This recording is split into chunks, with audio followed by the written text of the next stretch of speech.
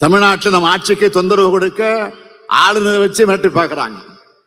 ஆளுநர் இந்த நிகழ்ச்சிக்கு புறப்படுறதுக்கு முன்னாடி நம்முடைய அமைச்சர் பொன்முடிக்கு பதவி பிரமாணத்தை எடுத்து வச்சு தான் நான் வந்திருக்கிறேன். யாரு? ஆளுநர். அவராக பண்ணாரா? முடியாதுன்றாரு. நாங்க விடுவோமா? திமுக காரங்க நாங்க.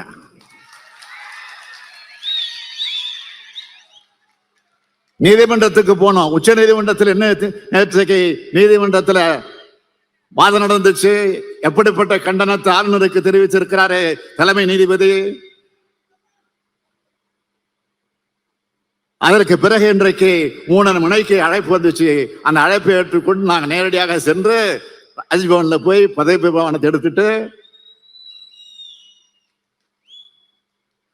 ஒரு மரியாதைக்கு ஆளுநருக்கு பொக்கே ஒன்று கொடுத்துட்டு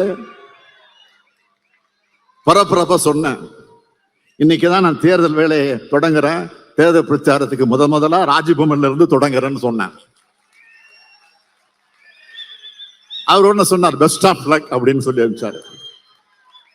ராஜ்பவன்ல இருந்து தொடங்கி இருக்கக்கூடிய இந்த பயணம் குடியரசுத் தலைவர் மாளிகை வரைக்கும் போக போகுது என்பதற்கு இது ஒரு அடையாளம். மக்களுக்கான சட்டங்களை நாம நிறைவேற்றினா அதுக்கு ஒப்புதல் தராமல் இருந்தாரு. நாம ஒவ்வொரு முறையும் உயர் நீதிமன்றத்துக்கு போகணும். நேற்றும் இன்றைக்கு மாதிரி வரலாற்றுல வேற எந்த ஆளுநரையாவது நீதிமன்றம் இப்படி கடுமையான கேள்விகள் கேட்டிருக்கா?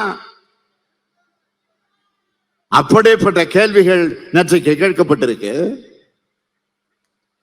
மக்களை எதிர்கொள்ள பயப்படக்கூடிய பாஜக அமலாக்கத்துறை, சிபிஐ, வருமான வரித்துறை போன்ற புலனாய்வு அமைப்புகள் மூலமாகவும் ஆளுநர் மூலமாகவும் எதிர்கொள்கிறது கோழைத்தனம், வேடித்தனம்.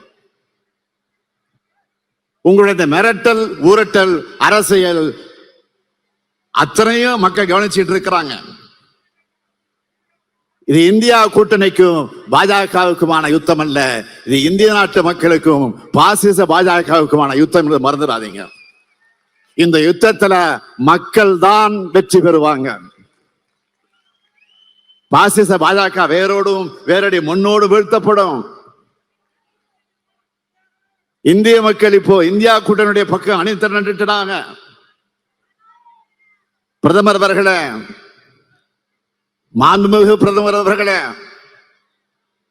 மாண்புமிகு பாரத பிரதமர் அவர்களே, இந்தியா கூட்டணி மாபெரும் வெற்றி வெற்றி வெற்றின்னு ஜூன் 4 வரவுள்ள செய்தி உங்க தூக்கத்தை தான் தொலைக்க போகிறது. நாம கேட்பது தமிழ் மீதும், தமிழ்நாட்டின் மீதும், தமிழர்கள் மீதும் உங்களுக்கு ஏன் இவ்வளவு அவ்வளவு வெறுப்பு?